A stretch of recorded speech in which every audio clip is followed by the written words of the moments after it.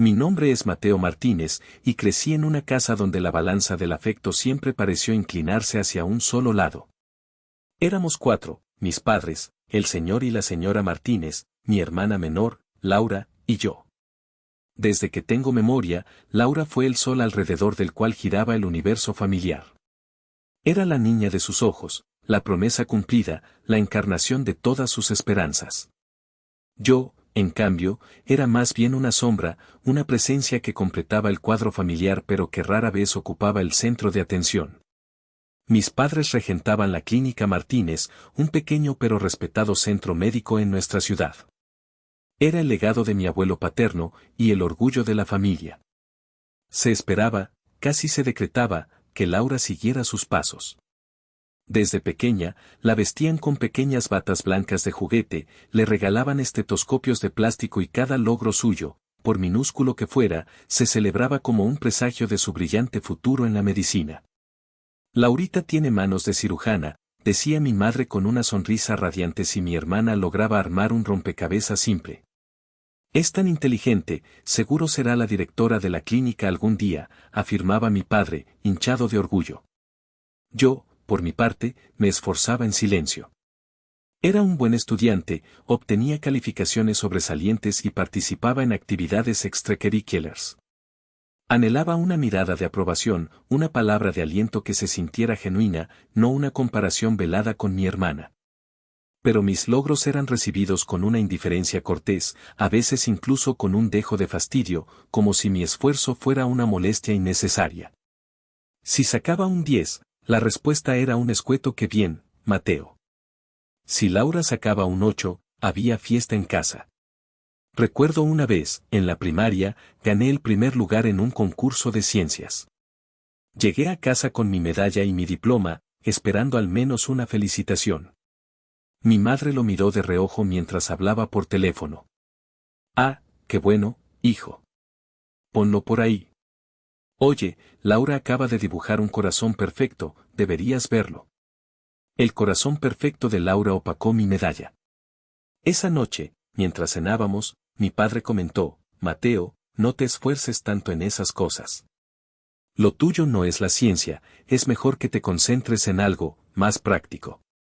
Laurita, en cambio, tiene ese instinto natural para la medicina. Esas palabras, lo tuyo no es, se convirtieron en una constante. Me sentía como una pieza defectuosa en un engranaje perfectamente aceitado. Un error de cálculo en sus planes. Mientras Laura era el proyecto estrella, yo era el anexo, la nota al pie de página. Los comentarios hirientes, a veces disfrazados de consejos, otras veces directos como puñales, se acumulaban en mi interior. Mateo es tan callado. Laura, en cambio, tiene una personalidad tan brillante. Hijo, ¿por qué no intentas ser un poco más como tu hermana? La Clínica Martínez era el templo familiar, y Laura, su futura sacerdotisa. Mis aspiraciones, mis sueños, eran apenas susurros en comparación con el estruendo de las expectativas puestas en ella. Yo también soñaba con ir a la universidad, con estudiar administración de empresas, quizás incluso con ayudar a que la clínica creciera desde otra perspectiva, pero cada vez que intentaba hablar de ello, mis palabras se perdían en el aire, ignoradas ante la inminente grandeza de Laura. El favoritismo no era sutil, era un muro invisible pero palpable que me separaba del núcleo cálido de mi propia familia. Y así, las semillas del rencor, pequeñas pero persistentes, comenzaron a echar raíces en mi joven corazón, alimentadas por la constante lluvia de indiferencia y comparación. Sabía, muy en el fondo, que mi camino en esa casa sería cuesta arriba, y que cualquier logro que obtuviera tendría que ser a pesar de ellos, no gracias a ellos. El día que recibí mis resultados de la preparatoria fue agridulce. Mis calificaciones eran impecables, de las más altas de mi generación. Tenía en mis manos cartas de aceptación de varias universidades, incluyendo la que más anhelaba, con un programa de administración de empresas muy prestigioso. Con un nudo en el estómago, pero aferrado a una chispa de esperanza, me acerqué a mis padres esa noche, mientras revisaban unos documentos de la Clínica Martínez en el despacho. «Papá, mamá», comencé, mi voz un poco temblorosa. «Tengo buenas noticias. Me aceptaron en la universidad, en la carrera que quería. Estas son mis calificaciones y las cartas. Les extendí los papeles, mi corazón latiendo con fuerza. Mi padre tomó los documentos sin mucho entusiasmo, les echó un vistazo rápido. Mi madre ni siquiera levantó la vista de sus papeles. Hubo un silencio que se me hizo eterno. Finalmente, mi padre se aclaró la garganta. Mateo, dijo, con ese tono condescendiente que tanto conocía, nos parece muy bien que tengas ambiciones.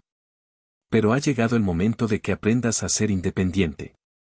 La vida no es fácil, y es importante que entiendas el valor del dinero. Sentí un frío recorrer mi espalda. Independiente, ¿a qué te refieres, papá?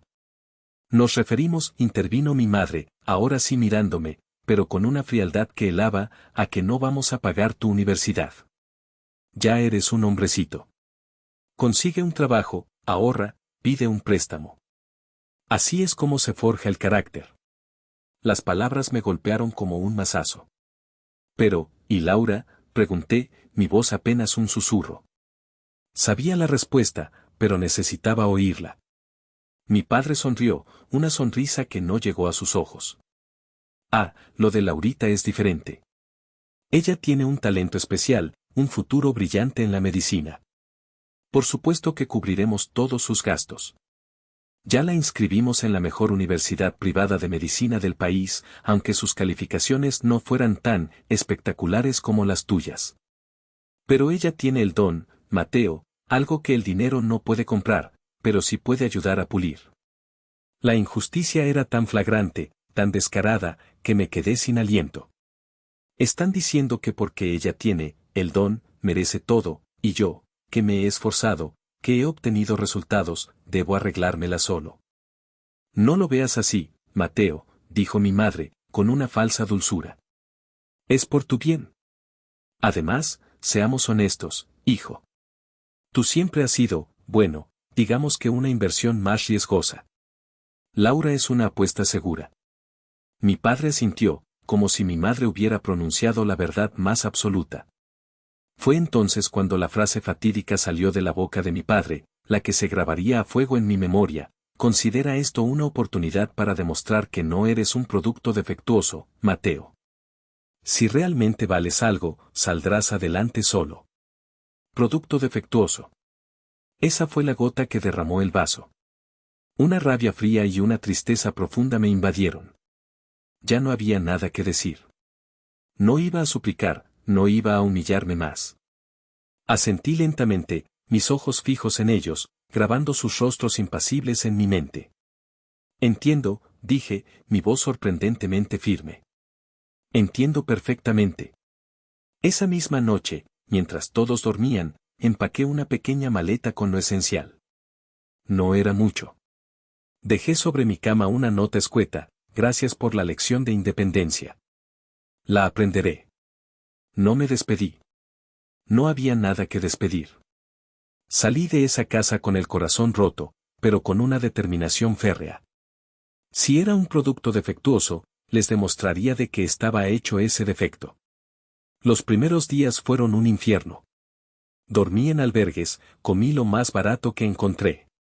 Busqué trabajo de lo que fuera, mientras intentaba no perder de vista mi objetivo universitario.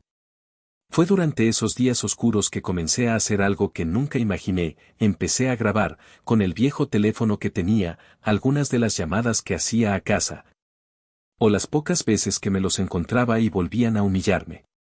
No sabía por qué lo hacía, quizás era una forma de tener un testigo de mi dolor, una prueba de que no estaba loco, de que su crueldad era real. Esas grabaciones se convirtieron en mi único confidente en la soledad de mi nueva vida. La independencia forzada que mis padres me impusieron fue una maestra brutal, pero efectiva. Cada centavo que ganaba era producto de mi sudor y esfuerzo. Trabajé como mesero en un restaurante ruidoso hasta la madrugada, sintiendo como mis pies se hinchaban y mi espalda dolía. Fui repartidor de pizzas en una motocicleta destartalada, enfrentando el frío de la noche y el peligro de las calles. Limpié oficinas cuando todos se habían ido, el silencio solo roto por el eco de mis pasos y el zumbido de la aspiradora. Cada peso ahorrado era una pequeña victoria, un paso más hacia mi meta. Con una disciplina de monje, logré juntar lo suficiente para el primer semestre en una universidad pública, mucho más modesta que la que había soñado, pero con un buen programa de administración. Complementé mis ahorros con becas parciales que conseguí gracias a mis calificaciones de preparatoria y a mi persistencia. Los días eran agotadores, clases por la mañana, trabajo por la tarde y estudio hasta bien entrada la noche. Apenas dormía, apenas comía, pero la llama de mi determinación ardía con fuerza.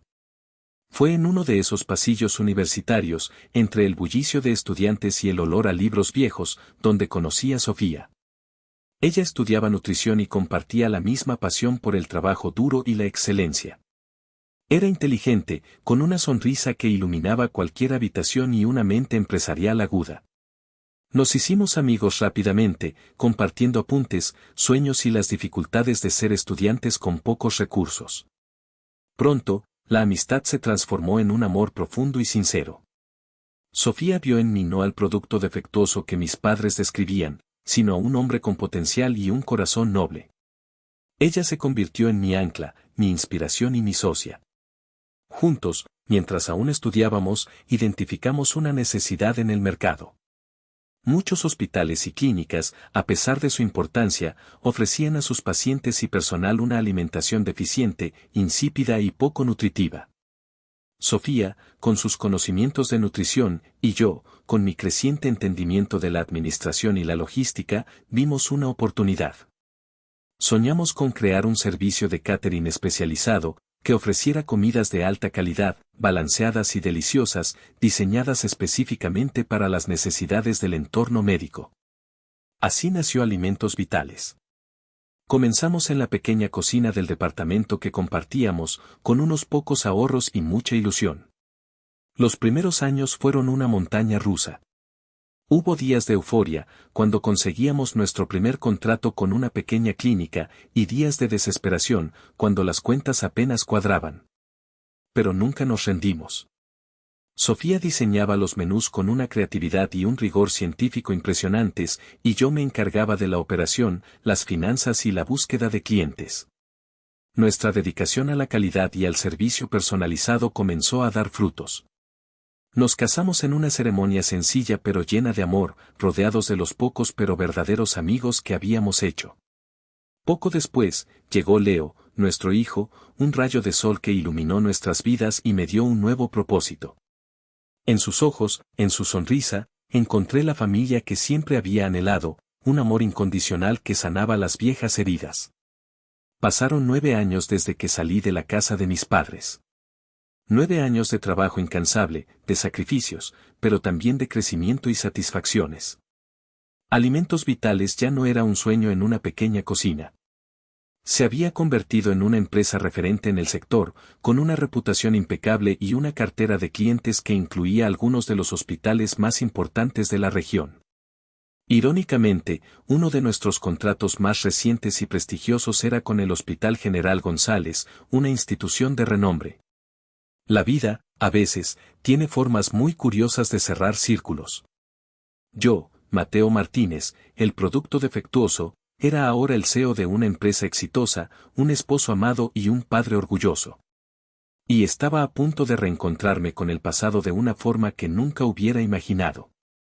La invitación llegó en un sobre grueso y elegante, con caligrafía ornamentada. Laura Martínez, mi hermana, se casaba. Su prometido era un tal Daniel Wells, un joven médico de una familia aparentemente acomodada y, según la tarjeta, con conexiones en el Hospital General González. Una punzada de ironía me recorrió. El mismo hospital al que mi empresa, Alimentos Vitales, servía con tanto esmero.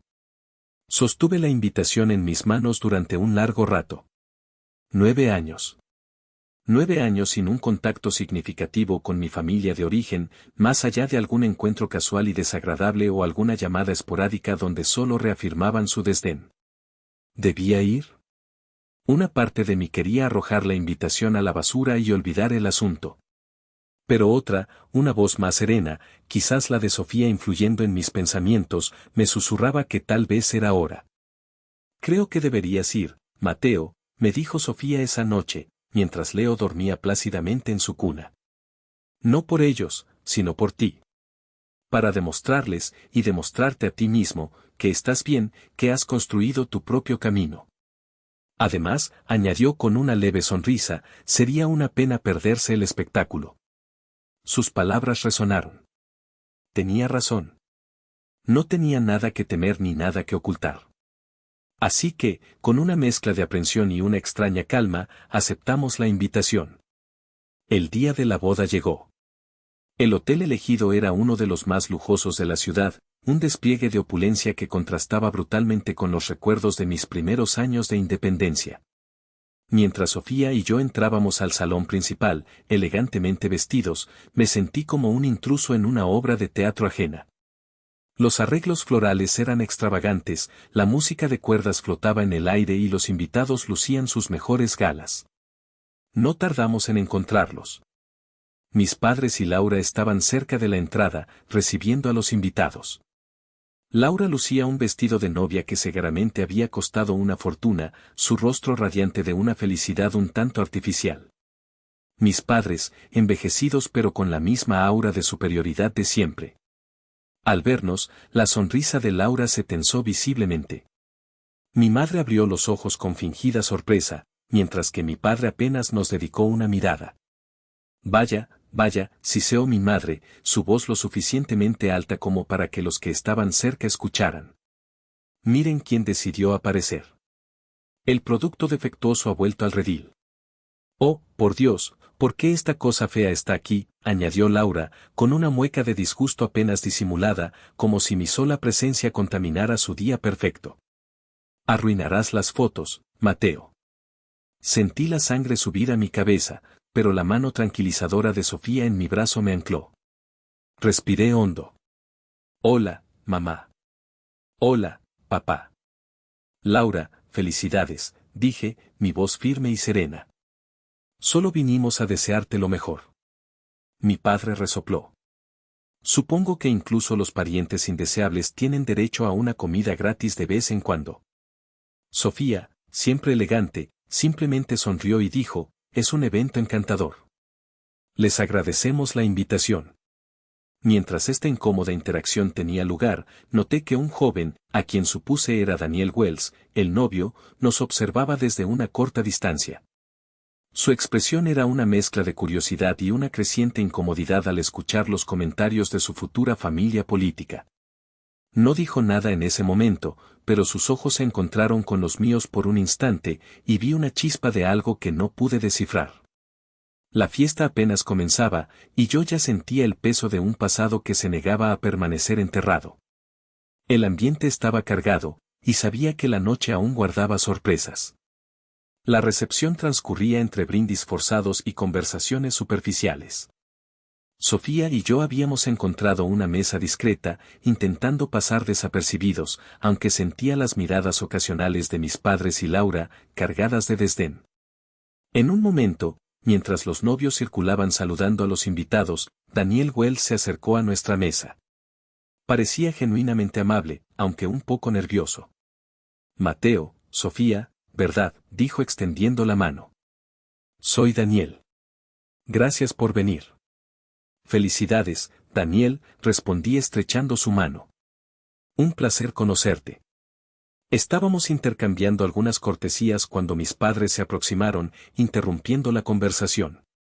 Evidentemente, no les agradaba ver a su yerno perfecto hablando con el hijo defectuoso. Daniel, querido, no pierdas tu tiempo con ellos, dijo mi madre, con una sonrisa tensa dirigida a él, pero con una mirada gélida hacia nosotros. Hay gente mucho más importante con la que deberías estar. Sí, cariño, intervino Laura, aferrándose al brazo de Daniel. No entiendo por qué Mateo y su acompañante siguen aquí. ¿Ya comieron, no? Este no es lugar para gente como ustedes. Antes de que pudiera responder, Daniel Wells dio un paso al frente, su rostro normalmente afable ahora pálido y serio. Miró a mis padres y a Laura con una expresión de incredulidad. Esperen un minuto, exclamó, su voz firme y clara, silenciando las conversaciones cercanas. ¿Qué es lo que están diciendo? Por favor, tengan mucho cuidado con sus palabras. Se giró hacia mí, y luego de nuevo hacia ellos. ¿Acaso no saben quién es este hombre? Mis padres y Laura lo miraron confundidos, como si Daniel hubiera perdido la razón. Este hombre, continuó Daniel, su voz resonando en el repentino silencio, es Mateo Martínez, el director general, el CEO de Alimentos Vitales. Hizo una pausa, dejando que las palabras calaran. ¿Les suena, Alimentos Vitales? Es la compañía que provee el servicio de alimentación de más alta calidad al Hospital General González, el hospital donde trabaja mi padre como jefe de cirugía y donde yo mismo haré mi residencia el próximo año. La mandíbula de mi padre, el señor Martínez, literalmente cayó. El color desapareció del rostro de mi madre, y Laura lo miraba con los ojos desorbitados, como si acabara de ver un fantasma. El shock era palpable. Daniel continuó, su tono ahora mezclado con indignación. He estado buscando al señor Martínez durante semanas para agradecerle personalmente. Desde que Alimentos Vitales se hizo cargo del catering, la calidad de la comida para nuestros pacientes y el personal ha mejorado de una forma increíble. Ha tenido un impacto positivo enorme en la recuperación de los enfermos y en la moral del equipo. Mi padre está impresionado, toda la junta directiva lo está. El silencio en el salón era casi absoluto, roto solo por algún murmullo ahogado. Los invitados más cercanos nos miraban con una mezcla de asombro y curiosidad. Mi padre fue el primero en reaccionar, aunque torpemente. Se aclaró la garganta, intentando recuperar la compostura. Vaya, vaya. Mateo, hijo, qué sorpresa. No teníamos idea. Se acercó a mí, con una sonrisa forzada y temblorosa. Bueno, esto es maravilloso. Deberíamos hablar, Mateo. Nuestra clínica Martínez, bueno, siempre estamos buscando mejorar nuestros servicios. Quizás Alimentos Vitales podría, ya sabes, colaborar con nosotros.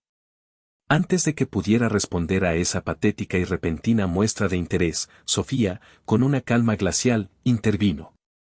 De hecho, señor Martínez, dijo, su voz suave pero firme, mi familia, los dueños de la cadena de farmacias, Bienestar, y con algunos consejeros en el colegio médico, ha estado investigando ciertas, digamos, irregularidades administrativas y quejas de pacientes en la clínica Martínez últimamente. Nos preocupa bastante la gestión. Si antes mis padres estaban pálidos, ahora parecían transparentes. La mención de la familia de Sofía, una familia influyente en el sector salud, y la palabra irregularidades los dejó mudos. Laura miraba de uno a otro, su expresión de superioridad reemplazada por una de puro pánico. La fiesta, definitivamente, había tomado un giro inesperado. El producto defectuoso no solo había regresado, sino que lo había hecho de una forma que amenazaba con derrumbar el castillo de naipes que tanto se habían esforzado en construir. La tensión en el ambiente era tan densa que se podía cortar con un cuchillo. Daniel Wells seguía mirando a Laura, su rostro una mezcla de confusión y creciente decepción. Laura, dijo, su voz más baja ahora, pero cargada de una seriedad que no admitía evasivas, tú me dijiste, me aseguraste que te graduaste con honores de la Universidad Femenina del Valle, en Administración Hospitalaria. Incluso me mostraste algunos documentos. Laura tartamudeó. Bueno, Daniel, no es el momento de hablar de eso. Intentó tomar su brazo, pero él se apartó sutilmente. Fue entonces cuando decidí intervenir, con la misma calma que había intentado mantener toda la noche. Daniel, dije, mirándolo directamente, lamento ser yo quien te lo diga, pero Laura nunca asistió a la Universidad Femenina del Valle. De hecho, que yo recuerde, tuvo serios problemas para aprobar los exámenes de ingreso a cualquier institución medianamente decente después de la preparatoria. Saqué mi teléfono. Tengo algunas grabaciones de conversaciones pasadas con mis padres donde se lamentaban precisamente de eso, de cómo tendrían que mover influencias para conseguirle un puestito a Laura en algún sitio, ya que los estudios no eran lo suyo. La cara de Laura se descompuso. Eso es mentira, Mateo siempre ha sido un envidioso, un mentiroso, gritó, pero su voz temblaba. Mis padres intentaron intervenir. Mateo, ya basta, estás arruinando la boda de tu hermana con tus calumnias, exclamó mi madre, aunque su propia convicción flaqueaba. Daniel, sin embargo, parecía haber llegado a un punto de no retorno. Sacó su propio teléfono. Esto es muy fácil de verificar, dijo con frialdad. Tengo un buen amigo cuyo padre es miembro del consejo directivo de la Universidad Femenina del Valle. Una llamada rápida y sabremos la verdad. Comenzó a marcar un número. Lo que sucedió a continuación fue tan rápido y violento que nos tomó a todos por sorpresa. Laura, con un grito ahogado que parecía más el de un animal herido que el de una persona, se abalanzó sobre Daniel. Le arrebató el teléfono de la mano antes de que pudiera completar la llamada y, con una fuerza sorprendente, lo estrelló contra el suelo de mármol. El aparato rebotó y se hizo añicos. No necesito que nadie verifique nada, chilló, su rostro contorsionado por la rabia y el pánico. Déjenme en paz, todos ustedes. El silencio que siguió fue ensordecedor. Los invitados más cercanos retrocedieron instintivamente. Daniel miraba los restos de su teléfono, luego a Laura, con una expresión de absoluto horror y repulsión. Era evidente que la imagen idealizada que tenía de su prometida se había desintegrado frente a sus ojos. Mis padres corrieron hacia Laura, intentando calmarla, susurrando cosas como tranquila, hijita, todo está bien, pero sus palabras sonaban huecas. El daño ya era irreparable. La fachada de la familia perfecta, de la hija brillante y exitosa, se había derrumbado estrepitosamente en medio de su propia fiesta de bodas. Sofía me tomó de la mano. Creo que es hora de irnos, cariño, susurró. Asentí. No había nada más que ver ni decir allí. Habíamos venido a desear felicidades, y en su lugar, habíamos presenciado la implosión de una vida construida sobre mentiras. Mientras nos alejábamos discretamente, dejando atrás el caos y los murmullos de los invitados, no sentí triunfo, sino una extraña mezcla de tristeza y liberación. La verdad, por dolorosa que fuera, siempre encontraba la manera de salir a la luz. Y esta vez, había iluminado los rincones más oscuros de la familia Martínez. La salida del hotel fue un alivio. Dejamos atrás el murmullo creciente de los invitados, las caras de asombro y el drama que, sin duda, seguiría desarrollándose. En el coche, Sofía y yo guardamos silencio durante un rato, procesando lo ocurrido. No había alegría en lo que habíamos presenciado, sino la constatación de que las acciones tienen consecuencias, y que las mentiras, por muy bien construidas que estén, tienen patas cortas. Los días siguientes, las noticias nos llegaron por goteo, a través de conocidos en común y, eventualmente, por el propio Daniel Wells, quien sintió la necesidad de disculparse con nosotros por el comportamiento de su ahora exprometida y su familia. Como era de esperar, Daniel canceló la boda esa misma noche. La familia Wells, una familia respetada y con una reputación intachable, cortó toda relación con los Martínez. No querían verse asociados con el escándalo ni con personas capaces de tal nivel de engaño y agresividad. El sueño de mis padres de emparentar con una familia influyente se había esfumado. Pero las consecuencias no terminaron ahí. La mención de Sofía sobre las irregularidades en la clínica Martínez, sumada a la influencia de su familia y, probablemente, a alguna información adicional que Daniel o su padre pudieron haber obtenido tras el incidente, desencadenó una investigación formal por parte de las autoridades sanitarias y el colegio médico. Salieron a la luz años de mala praxis, diagnósticos erróneos para justificar tratamientos costosos y una gestión financiera, cuanto menos, turbia. La reputación de la clínica Martínez, construida con tanto esfuerzo por mi abuelo, se vino abajo.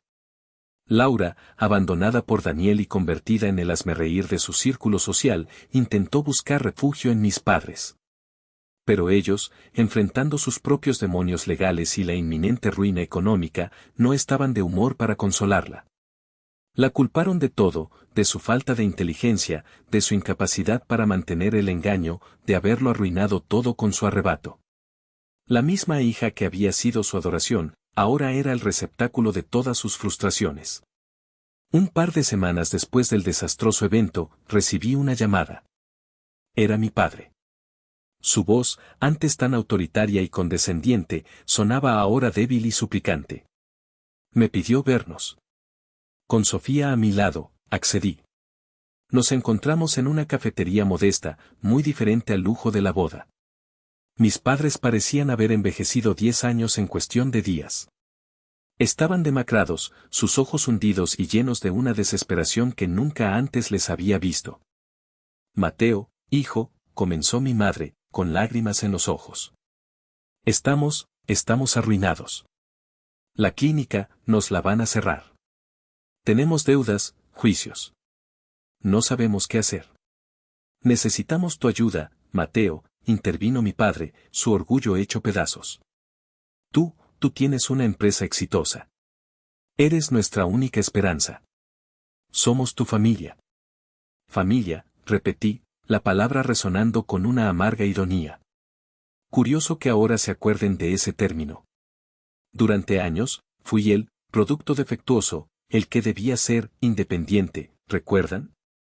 Intentaron excusarse, culpar al estrés, a las malas decisiones, pero sus palabras sonaban vacías. Lo siento mucho por su situación, dije con sinceridad, porque a pesar de todo, una parte de mí sentía lástima por esos dos seres rotos.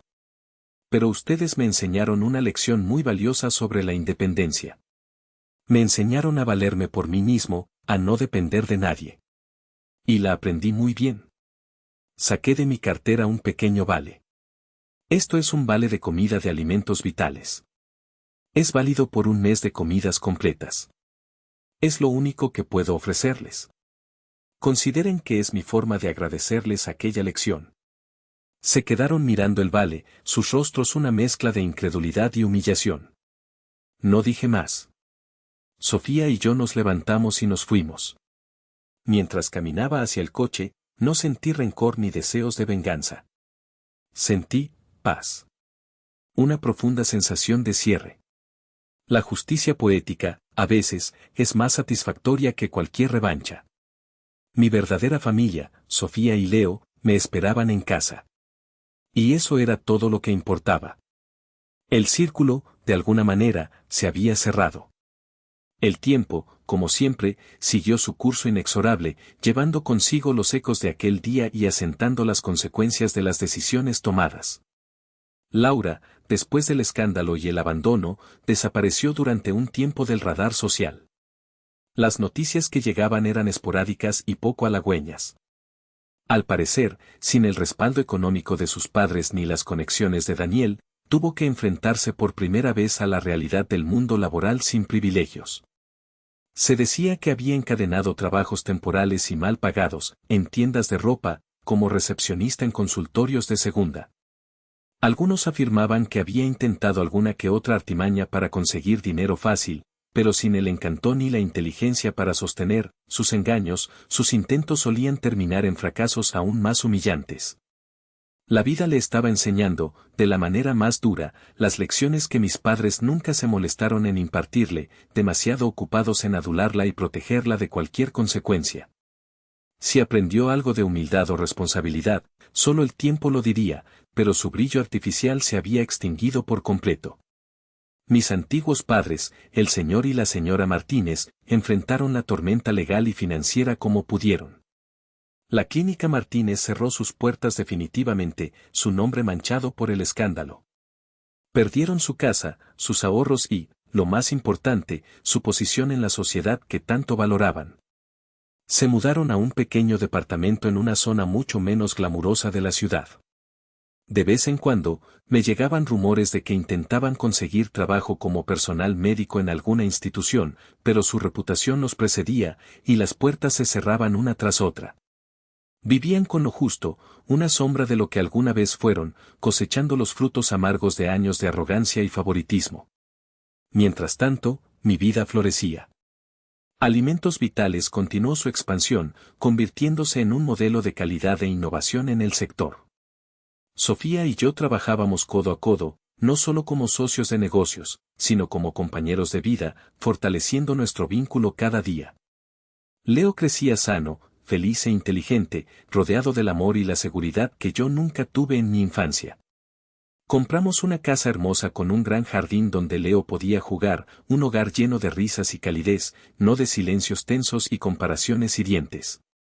A veces, en momentos de calma, reflexionaba sobre todo lo ocurrido.